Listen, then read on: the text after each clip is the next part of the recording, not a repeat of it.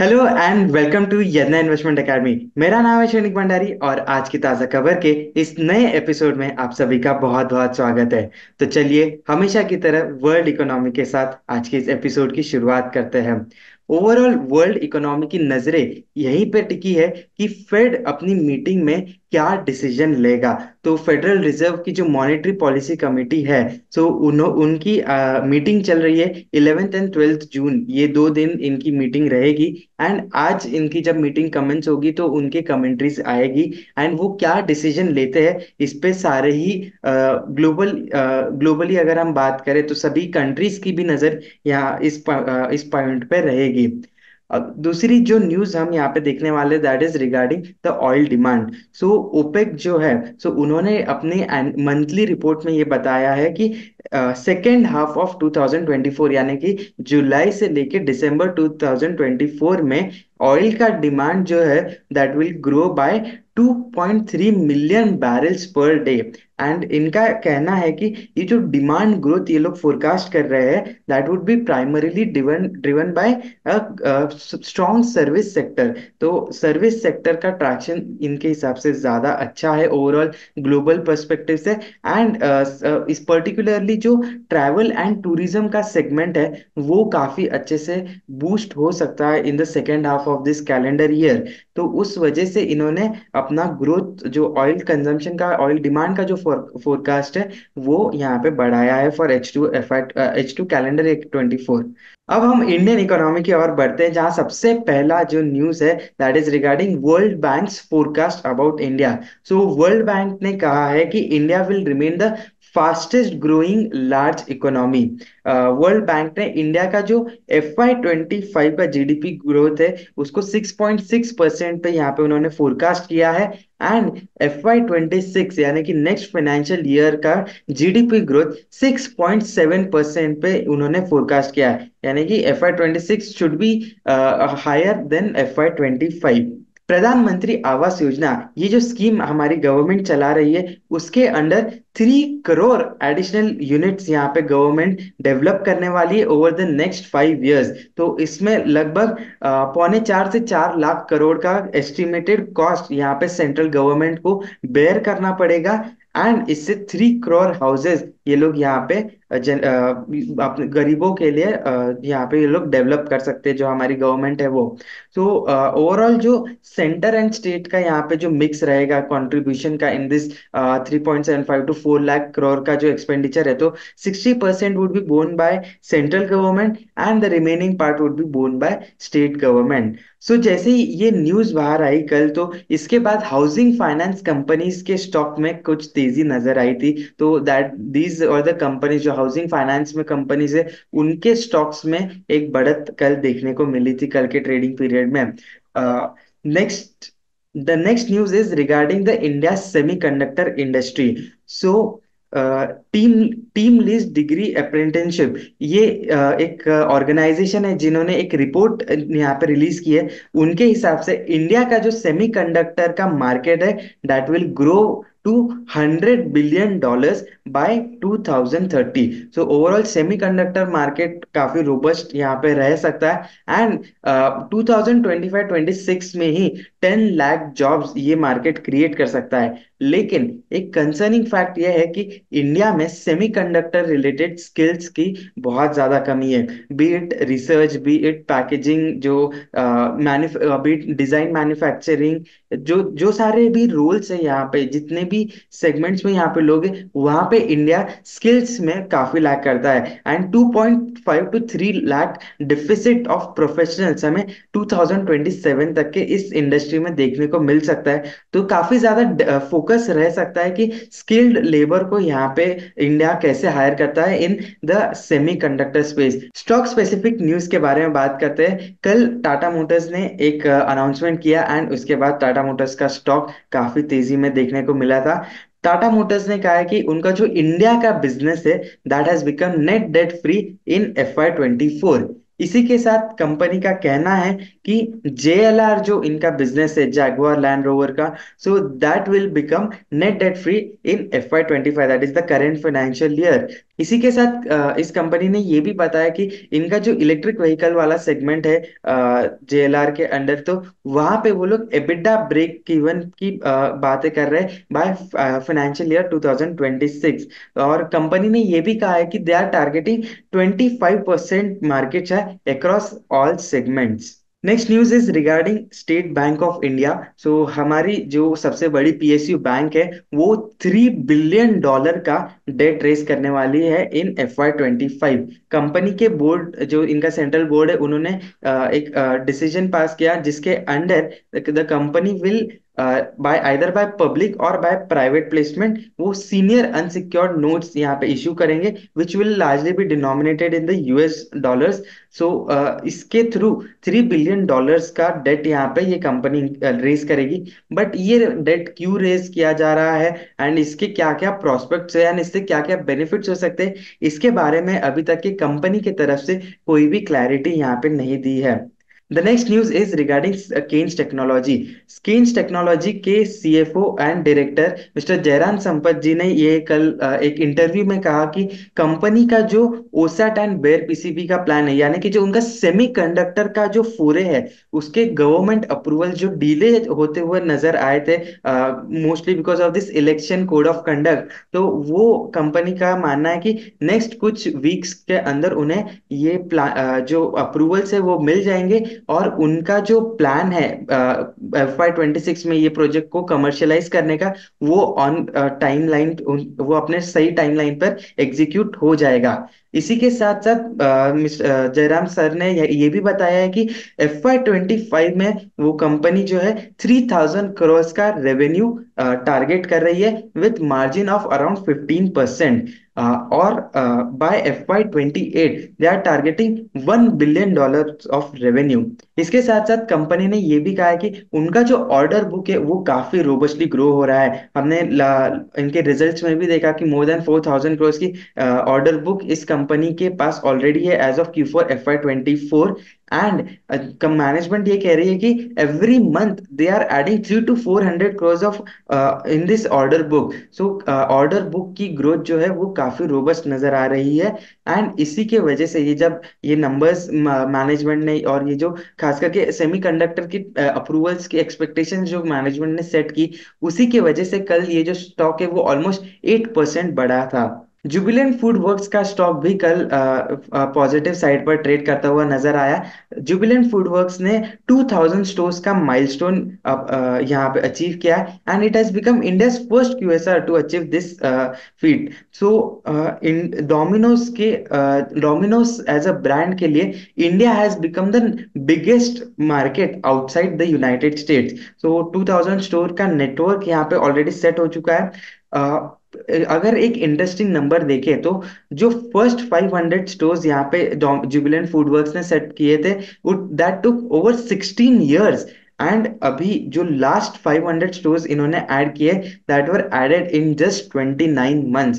So the pace of growth has increase tremendously and it is the biggest QSR chain by network in India. Zomato के बारे में भी एक news है। सो जोमैटो जो उनका जो एक्विजिशन है ब्लिंकिट का, जो क्विक कॉमर्स में ऑपरेट करता है, तो वहां पे 300 करोड़ का कैपिटल इन्फ्यूजन जोमैटो करने वाला है।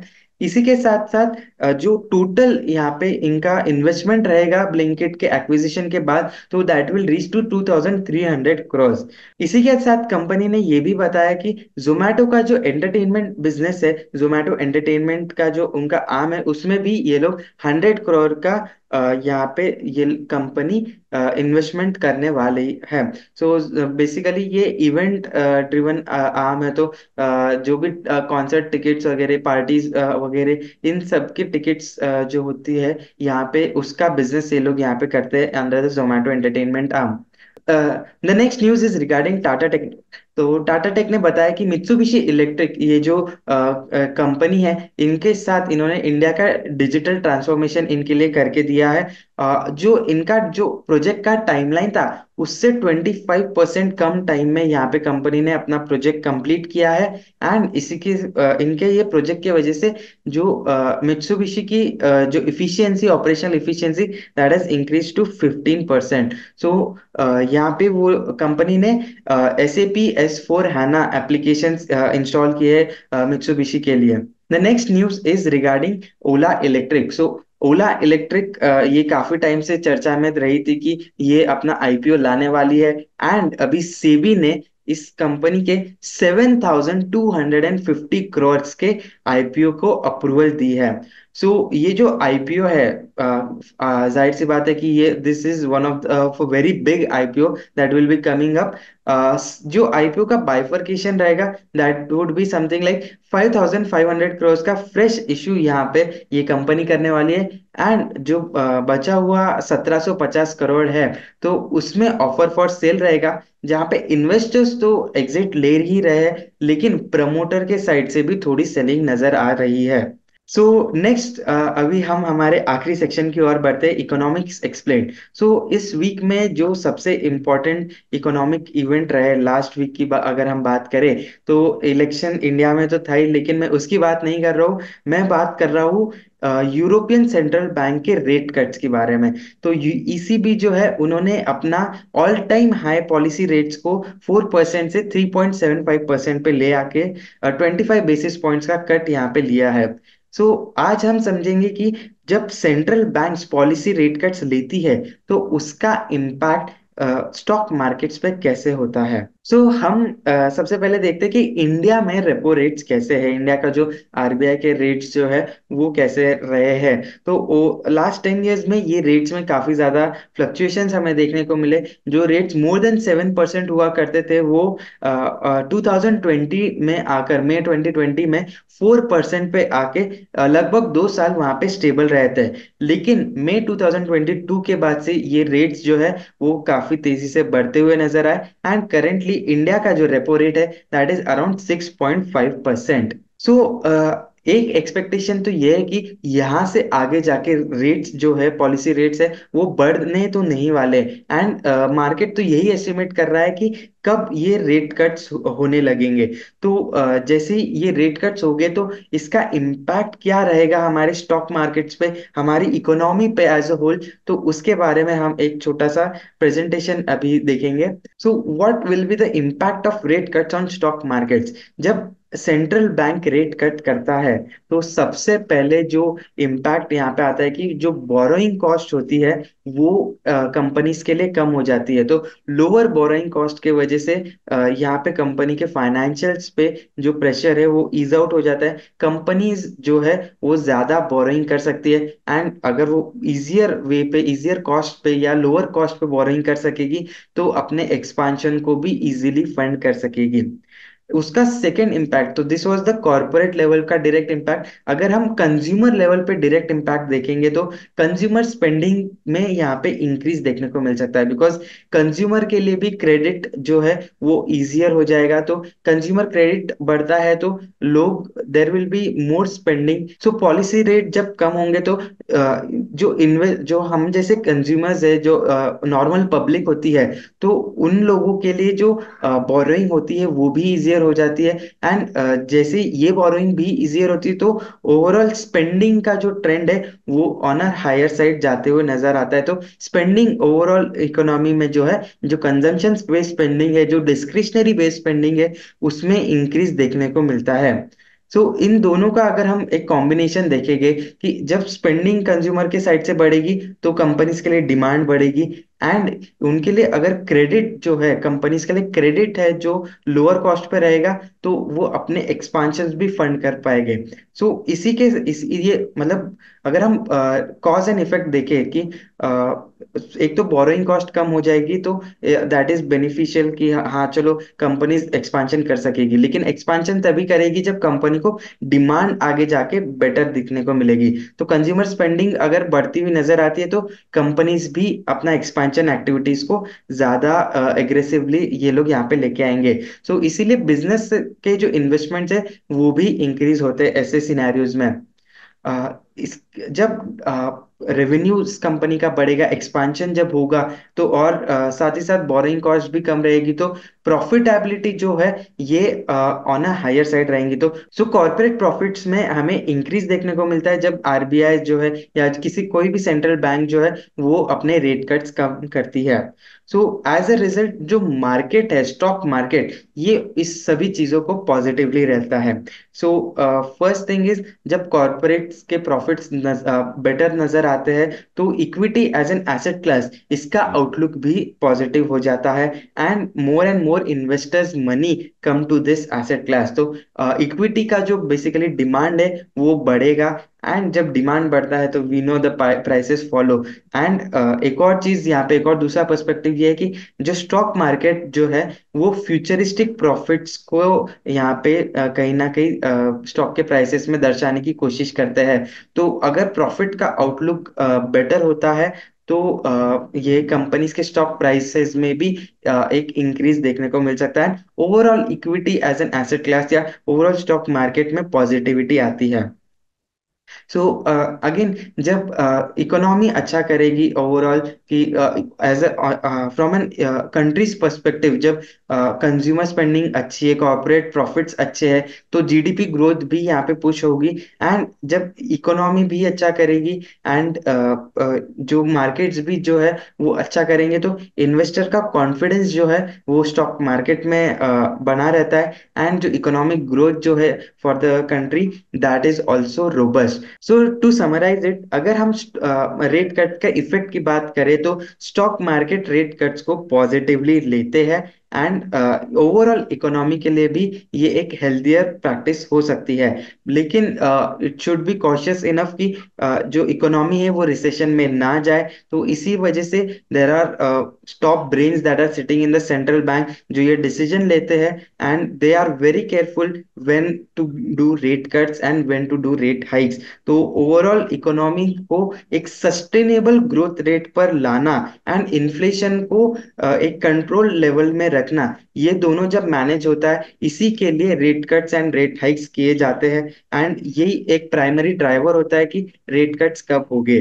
सो आई होप आपको आज का ये वीडियो पसंद आया होगा। अपने व्यूज कमेंट्स में बताइए, एंड इस वीडियो को ज्यादा से ज्यादा लोगों के साथ शेयर कीजिए, एंड ऐसे ही और फंडामेंटल एनालिसिस के लिए बने रहिए यदना इन्वेस्टमेंट अकेडमी के साथ। Thank you.